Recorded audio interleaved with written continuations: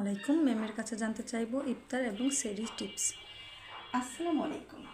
রূপসী skin care laser speciality centre থেকে আমি laser specialist Asmaul হোসনা।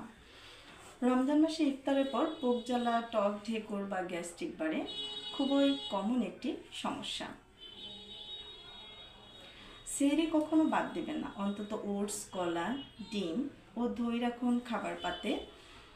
ইফতার সব সময় খেজুর ও পানি দিয়ে শুরু করুন, ধীরে ধীরে খাবার খাওয়া জরুরি।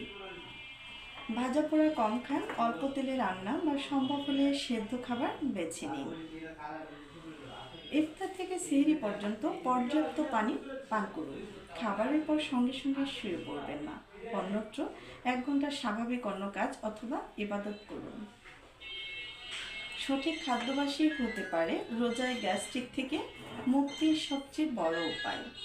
রোজায় স্বাস্থ্য টিপস পেতে রূপসী লেজার সেন্টারের সঙ্গেই থাকুন। যাদের পেট থেকে মেরুদণ্ডে হাড় ব্যথা, ওদের বলবো আপনারা সবসময় সোজা হয়ে বসবেন এবং শক্ত চেয়ার ব্যবহার করবেন, আর সেই সাথে একটু হাঁটাহাঁটি করতে হবে বিকেল এবং সকাল। সবাইকে পহেলা রমজান মোবারক। ধন্যবাদ।